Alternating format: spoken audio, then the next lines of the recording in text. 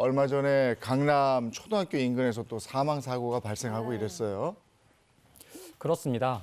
지난 2일 서울 강남의 한 어린이 보호구역에서 30대 운전자가 낮술을 마시고 어린이를 치여서 어린이가 사망한 안타까운 사고가 있었는데요. 네.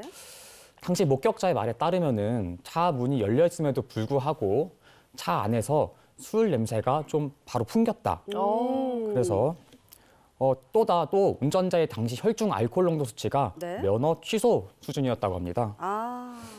지난 2020년 3월 어린이 보호구역 내 단속 카메라 설치를 의무화하고 그다음에 가해자를 가중처벌하는 소위 민식이법이 시행되었음에도 이번 사고를 막지 못해 안타까움을 더했습니다. 네. 네, 음주운전과 관련된 법적인 처벌이나 교육이 강화됐음에도 불구하고 이렇게 음주운전 사고가 줄어들지 않는가 봐요. 네, 그 처벌이 강화되고 교육이 확대됨에 따라서 음주운전 단속 건수는 실제로 감소하고 있는 추세이긴 합니다. 네. 그런데 우리가 주목해야 할 점은 바로 음주운전의 재범률입니다. 아하. 그 재범 비율이 높은 편에 속하는 소위 범죄 중에 마약 범죄가 있는데요. 네. 마약 범죄의 재범률은 약 37%를 웃돈다고 합니다. 그렇다면 두 MC분께서는 우리나라의 음주운전의 재범률은 어느 정도라고 생각하시나요? 재범률? 그 마약 범죄 재범률이 지금 37%라고 말씀을 하시니까 음주운전 재범률은 그거보다 좀 낮겠죠. 그러니까요. 30% 정도 되지 않을까 싶은데. 저는 30%보다 좀 덜하지 않을까 싶어요. 뭐 10명 중에 따지자면 한두 명 정도 아닐까 이렇게 그쵸. 생각이 드는데. 자, 음주운전 재범률이 얼마나 되는지 궁금하시죠? 자, 이와 관련해서 조사한 자료가 있습니다. 함께 보시죠. 최근 경찰청에서 발표한 우리나라 5년간 음주운전 단속 현황입니다. 단속 건수를 살펴보면 2017년부터 최근까지 해마다 낮아지는 것을 볼 수 있어요. 근데 주목하셔야 할 것은 높은 재범률입니다.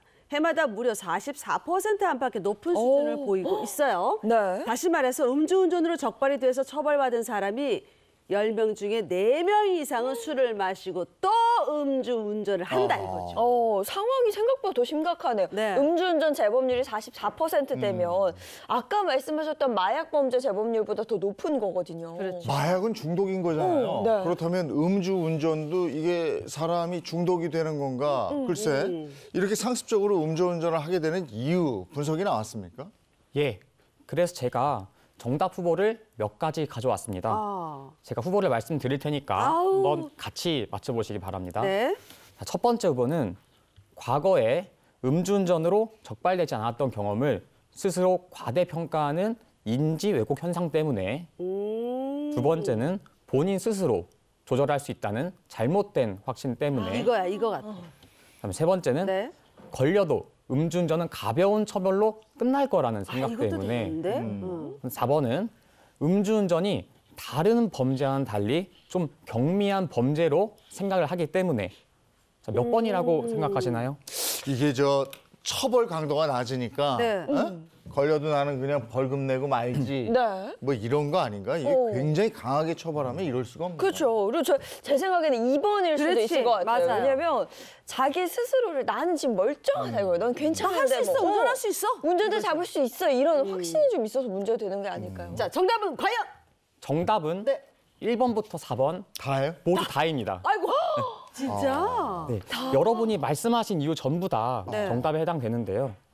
단속에 걸리지 않았던 경험을 과신하거나 또 남들은 문제가 생겨도 나는 괜찮을 거라는 확신, 음주운전에 걸려도 뭐 처벌이 두렵지가 않아서 라는 다양한 생각들이 복합적으로 적용해서 또다시 음주를 하고서 운전대를 잡게 되는 것입니다. 문제야. 1번부터 4번까지가 모두 답이었어요. 그런데 그 술이 어느 정도 취한 사람들은 아니 내가 술이 취했으니까 또는 소위 얘기해서 술이 떡이 됐다고 그러잖아요. 맞아, 네. 너무 그러면 아예 뭐 이러니까 아닌데 네. 한두 잔, 뭐 정도. 석 잔 이렇게 마시는 사람들은 아 내가 뭐 할 수 있거든 뭐 이런 마음이 생기는 것 같아요. 그러니까 인식 자체가 그 수치에만 안 걸리면 된다고 생각을 해서 뭐 한 잔은 괜찮아. 네. 혹은 오늘은 소주가 아니라 맥주를 마셨으니까 괜찮아. 뭐 이렇게 생각들을 하시더라고요. 그렇죠.